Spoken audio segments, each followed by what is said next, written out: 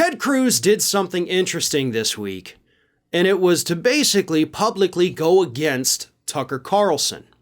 Now, for the record, before I get into this, let's be clear.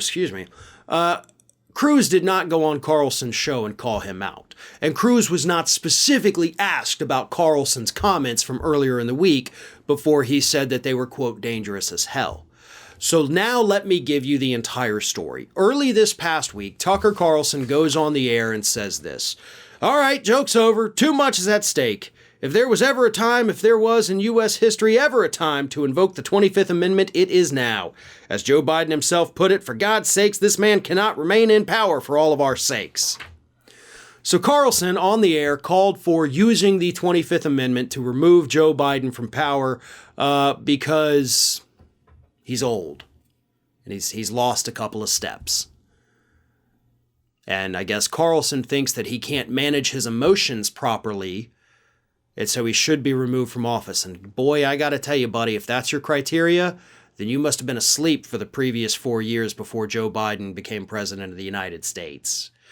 But anyway, on his podcast this week that he co-hosts with Michael Knowles, Ted Cruz was asked by Knowles about the possibility of using the 25th Amendment to remove Joe Biden. And here's what Ted Cruz had to say. There's no doubt he is diminished, and diminished significantly due to age. I think the threshold for the 25th Amendment is really damn high, and it's particularly damn high when the voters were on notice of the impairment and elected him anyway. So I would be hesitant to go down that road of the 25th Amendment. I think it's dangerous as hell. All right, fair enough. And look, I have admitted as well, Joe Biden is not what he was 5 years ago, sure as hell isn't what he was 10 years ago. He has gotten older, and he's slowed down a bit. But I have never once suggested, as these Republicans are doing, that there is any kind of actual impairment there.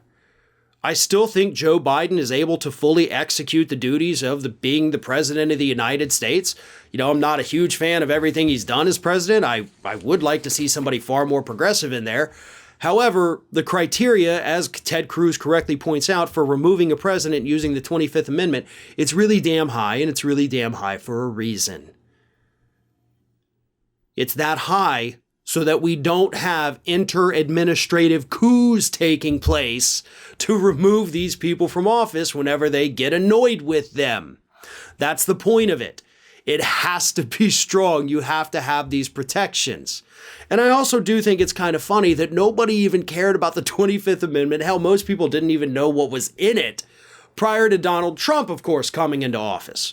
Because Democrats started talking about it then. Heck, members of Trump's own administration were talking about the 25th Amendment on January 6th during the Capitol riot. And rightfully so, by the way. That, of course, you know, as Tucker Carlson said, if ever there was a moment. No, if ever there was a moment, that was the moment. Like, that day should have removed him from power. But they didn't, because they were cowards, and instead they said, well, if I can't remove you, I'm going to remove myself, and I quit. Betsy DeVos, of course, is one of those people. But this was one of those rare moments of clarity for Ted Cruz, right? Like, he could have easily scored some political points with his hardcore Republican base if he had just said, oh, heck yeah, we should go along with this. We should do the 25th Amendment. He's dangerous. But he didn't. Of course, he attacked Joe Biden, I think rather unfairly to a degree. But he didn't go all the way. So the question I have that I want answered is why? You had nothing to lose, Ted. You actually could have gained some Republican support. I'm sure there were members of your audience that were unhappy with hearing you say this.